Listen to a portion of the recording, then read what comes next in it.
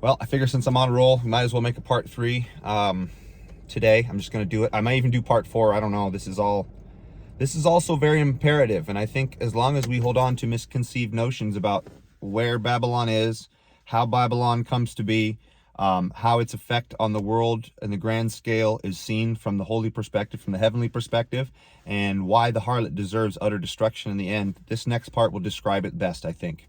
It will also easily start to identify the fact that really there is only one nation that this could possibly be. Let's get into it. Characteristics of Babylon. This is ichthus.com, ICHTHYS.com. This is part 3A, page 32, if you were to print it out on the Word file. I'm going to be reading quite a bit again, but this is gold. You got to get this. You got to hear this. Characteristics of Babylon. We have already established that Babylon is a real place. See the last video. As an actual nation distinct from the 10-kingdom empire of revived Rome, and that she is therefore not a part of the territory ruled by Roman Empire of John's day, the Roman Empire of John's day. A listing of the characteristics of Mystery Babylon as described in Scripture will now allow us to form a strong impression of which present-day nation is most likely the future candidate to match the description of Antichrist's home country. For while it is true that much can happen historically between the time of this writing and that future day, that day is nevertheless rapidly approaching, and the current disposition of the world powers is at least not likely to become unrecognizable within the next 2 decades or so. So, symbolism. Considering the large number of symbolic references to Babylon throughout Scripture, the choice of this name for the seat of Antichrist's power during the tribulation is hardly surprising. Historical Babylon was, of course, the original anti-God city east of Eden, the home of the Tower of the Babel and the first major assault on the human freedom after the flood, in the form of the satanic attempt by Nimrod, a type of Antichrist, as some of you may already know, to establish a one-world government, the very thing which Antichrist will achieve. And we see this NWO stuff all the time. It's just not going to happen the way we think. They're going to come after the right. They're not going to come after the left. The left is already on Satan's team. Babylon was already the capital of the first major empire to be established after the separation of the nations which followed, and its founder Nebuchadnezzar, also a type of Antichrist in his capacity as the preeminent king of Babylon, as we have seen, is the head of gold in Daniel's prophecy of the great statue which predicts the rise of Rome and of revived Rome, the 10-kingdom empire of Antichrist. See Daniel chapter 2, 36 through 45. Furthermore, historical Babylon was responsible for destroying the first temple and for the 70-year period of exile from the land, while eschatological mystery Babylon will be Antichrist's original source of strength through which he will persecute Israel and the church. Revelation 16:6, 17:6, 18:24, 19:2. Finally, Peter's reference to the church at Rome as she who is in Babylon reflects the notion of an overarching center of power and control of the empire that is in some sense separate from it, a picture which is consistent with the future Babylon, which will hold sway over the revived empire, riding the beast. Compare 1 Peter 5:13 with Revelation 17:1, 17:3, 17:7, 17:9, 17:15, and 17:18. The reader is asked to recall, or the listener in this case, is asked to recall the pertinent discussion above and in part 1 of this series in regard to Tyre as the chief city of Phoenicia, and Nineveh as the capital of Assyria. These two cities likewise are used to draw parallels to that future mystery kingdom which we are exclusively terming Babylon, the former in her capacity as the supreme commercial power and the latter in her capacity as the supreme military power. So combined, they both make a picture of Babylon. Antichrist, after all, is portrayed as the king of Tyre in Ezekiel chapter 28. So, excessive wealth. According to the Old Testament prophecy, Babylon will be the golden city, Isaiah 14:4. It's most clear, ironically in this case, in the KJV and in the original Hebrew. KJV is normally not the most clear, so I want to notate that. Abounding in treasures, Jeremiah 51:13, and overly proud as a result of her great wealth, Ezekiel 28:5. She will dwell in luxurious places, see Isaiah 13:22, and like her sisters in symbolism, Tyre and Nineveh respectively, she will enjoy excessive wealth, Zechariah 9:3, an endless supply of silver and gold, Nahum 2:9. In the end, her riches will not be able to ransom her life, Isaiah 47:11. All her great wealth will be plundered and destroyed, Jeremiah 51:58. This picture agrees perfectly both with the description of Babylon the harlot in Revelation 17:4, who is dressed in purple and scarlet and glitters with gold, precious stones, and pearls, Revelation 18:16 as well as with the description of the destruction of that nation in chapter 18. where the merchants of the earth who grew riches from the abundance of her excesses, Revelation 18:3, will catalog her excessive purchases and possessions, Revelation 18:11 through 16, and lament the loss of such great wealth, Revelation 18:17. Unequaled commerce. Apart from the fact of her great wealth and luxury, Babylon will also be a trading nation known for her commercial activities. In an entirely prophetic context, Zechariah 5:11 tells us that wickedness is to be taken to the land of Shinar, Babylonia, the woman in the basket. This passage refers primarily to the centralizing of satanic evangelism in Mystery Babylon, treated below. By the fact that wickedness is carried in a measuring basket gives a clear coincidence of hyper-commercialism and evil. Nahum 3:16 mentions the Assyrian merchants who, like locusts, strip the land bare and fly off. But it is Tyre, the commercial titan of antiquity, who best represents the future Mystery Babylon in this respect. Tyre is said to have been the marketplace of the nations in Isaiah 23:3, and it is this unequaled commerce that has gained her great wealth for her, Ezekiel 28:4 through 5. Her merchants are princes, and her traders renowned on the earth, Isaiah 23:8. And this last reference is applied directly to Mystery Babylon at Revelation 18:23. Tyre's selling of Jews as slaves foreshadowed Antichrist persecutions inasmuch as this sin is judged on the day of the Lord, Joel 3:4 through 8, Amos 1:9 through 10.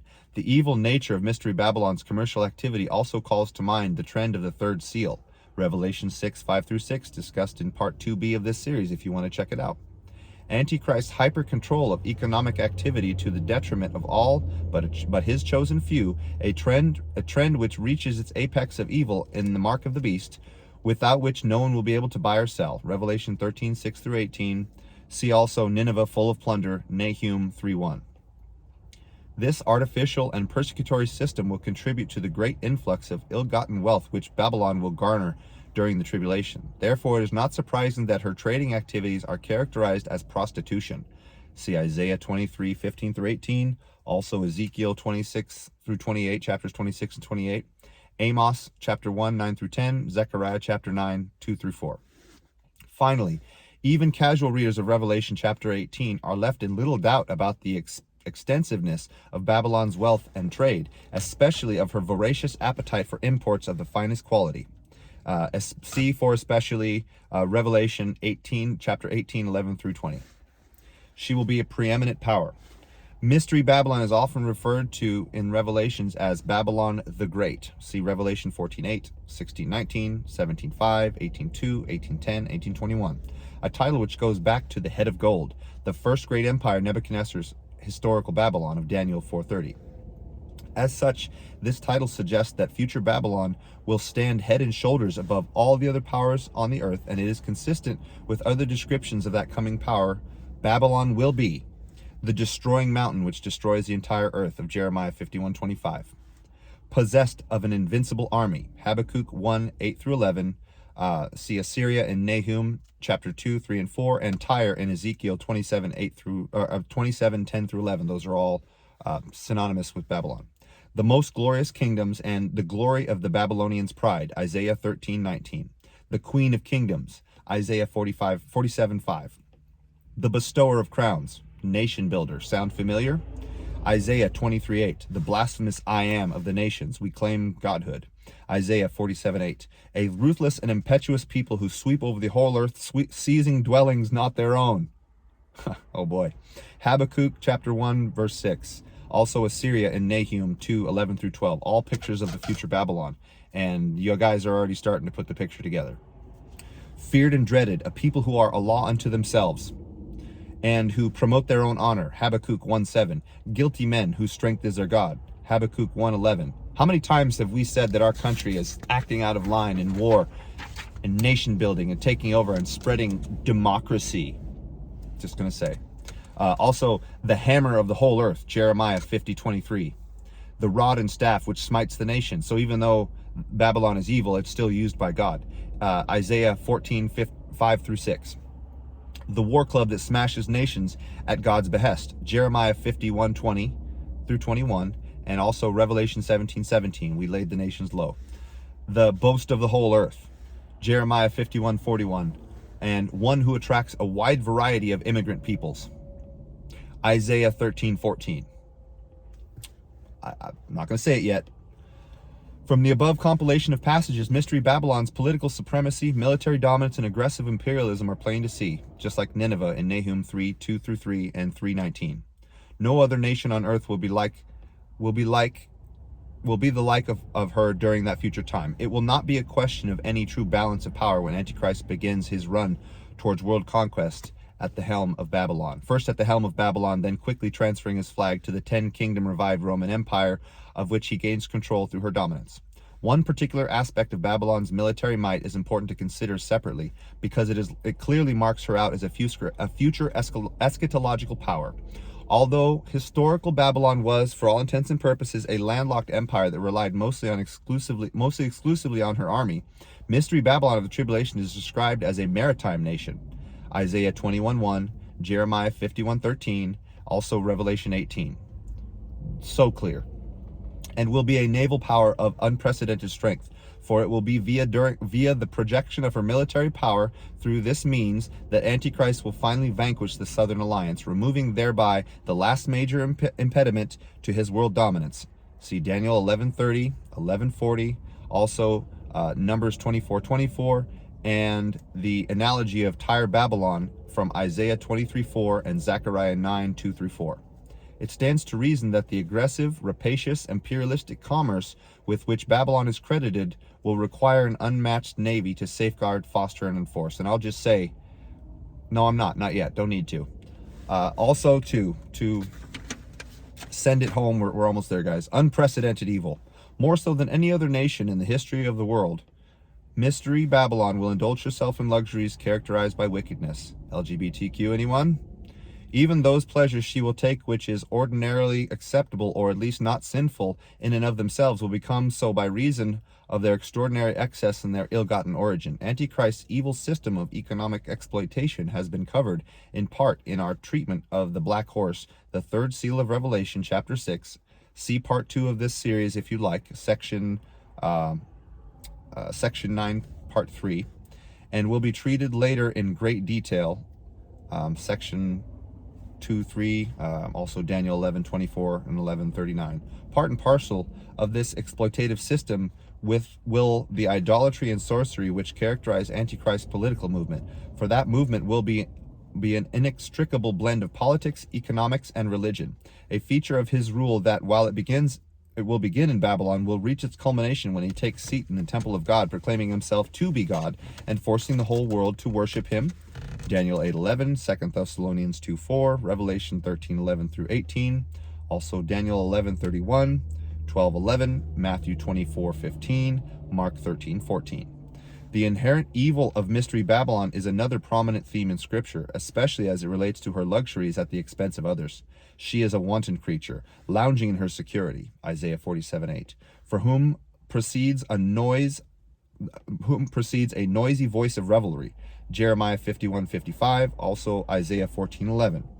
Trusting in her evil and obnoxious and oblivious, trusting in her evil and oblivious to God, Isaiah 47:10, dissolute and pampered with luxuries, Isaiah 47:1, arrogant, Jeremiah 50:32, greedy, Habakkuk 2:5, guilty of extortion, theft, and unjust gain, Habakkuk 2:6-9, like Nineveh, she is a city of lies, Nahum 3:1. Spiritually, Mystery Babylon is a desert by the sea, is Isaiah 21:1, and a land of idols, Jeremiah 50:38, also Nahum 3:4. And as we know, greed and covetousness are prominent forms of idolatry. See Colossians 3:5, Galatians 5:17-21, also Ephesians 5:5. Instead of putting the one true God first in her thinking, Babylon worships money, pleasure, fame, power, possessions, all of the objects of greed. The blossoming of this foundation of the idolatrous thinking into idolatrous religion of Antichrist in the tribulation's second half will be an extremely natural progression. The inhabitants of this land will be guilty men whose own strength is their God, Habakkuk 1:11, who sacrificed to the net, whereby they exploit others so as to live in the lap of luxury, Habakkuk 1:16-17. One specific aspect of Babylon's blasphemous material idolatry is the prevalence within her of sorcery, witchcraft, and the like. Isaiah 47:9-15, Nahum 3:4, Revelation 18:23, pharmakeia, and Isaiah 13:17. This should be taken to meant not only what we consider occult in the usual sense, but also Babylon's reliance upon technological magic that so impresses us today. AI. Technology, it is true, is entirely material and neither good nor bad in the abstract, but Babylon will rely upon it instead of upon God, upon the power of mankind's secret wisdom manipulating the material realm instead of upon God's complete control over everything material from the spiritual realm. Just as the wise men and magicians of Babylon were always the king's counselors, see also the court magicians of Pharaoh, right? Exodus 7:11 through 13. Also 2 Timothy 3:1 through 9. So magic and technology will form a similar witch's brew in the future mystery Babylon, aided by a good measure of satanic power. In addition to being the world's commercial and military juggernaut, Babylon will also surpass the nation in her technological prowess and will glory in it. We're very proud, aren't we? Irresistible cultural influence. Not only will Mystery Babylon be irredeemably evil in her own right, but she will also contribute to the spread of evil worldwide as no other nation or empire has ever done before. The nations are said to stream to her. So influential that is she, they will stream to her because she's so influential. Jeremiah 51:44. This is a key part of the meaning of Revelation 17:1, where we are told that she sits on many waters, which waters are later interpreted for us at Revelation 17:15 to mean peoples, multitudes, nations, and languages. In other words, Mystery Babylon's cultural influence will affect every stratum of society around the world to an unprecedented degree. This is the golden cup from which she makes the whole world drink, with the result that the nations go mad. Jeremiah 51:7, also Revelation 17:2. The same cup that is filled with abominable things and filth of her adulteries. Revelation 17:4. But the key theme in regard to Mystery Babylon's role as purveyor of every form of evil worldwide is that of prostitution, for she is the great prostitute. Revelation 17:1, 17:5, 17:15 through 16, 19:2. Also see Isaiah 23:15 through 17 and Nahum 3:4. And the mother of prostitutes. Revelation 17:5, with whom the kings of the earth have committed adultery. Revelation 17:2, 18:3, 18:9. So that all the unbelieving inhabitants of the earth have become drunk with the wine of her adulteries. Revelation 17:2, Habakkuk 2:15 and 16. This is a very straightforward analogy, not to mention a graphic one, and it does much to characterize Mystery Babylon's behavior for us. Like the adulteress of Proverbs, the path to her house leads to destructions. Proverbs chapter 5 and 7. Therefore, it is not at all surprising that everything about her gives the appearance of beauty and attractiveness. Otherwise, she would be much less successful in reeling in her marks. But her beauty is only apparent. Matthew 23:27 through 28, for example.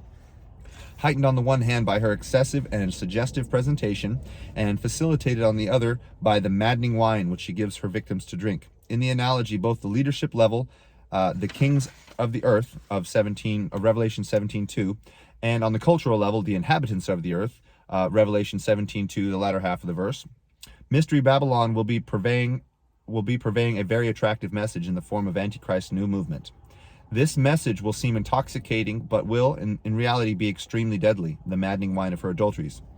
It will be exciting, but not truly wholesome in any way. The interaction of prostitution without any legitimate relationship, for example. I'm not going to say the word because they're already against me. It will be attractive in the extreme on the outside, but on the inside will be filled with the bones of the dead. It will, therefore, be a sort of bewitching sorcery, both metaphorically and literally. Nahum 3:4, see also 2 Thessalonians 2:9 through 12, and Revelation 13:11 through 17. In short, Mystery Babylon will be the illicit peddler of Antichrist's influence, giving him the essential help he needs to expand his control around the world. Babylon's reward in the short term will be the untold riches discussed above, the luxurious trappings of the prostitute described in Revelation chapter 17, but in the end, she and all she has will be destroyed at Antichrist's own hand, when God puts it in the hearts of the beast and his 10 kings to do so. Revelation 17:17. You already know what I'm going to say, and I only said there was going to be one more video likely, but now that I realize we need to go over the probable identification according to the doctor, and I mean, I've already made what I think clear, but I'm going to keep reading because the information is amazing. If you guys liked what you heard, leave a comment down below, thumbs up, share the video, subscribe, all the things. YouTube hates us. But this is incredibly good information. And again, please show me how I'm wrong, but that's a lot of info and I cannot disprove it. I love you guys. Bless you. Talk to you soon.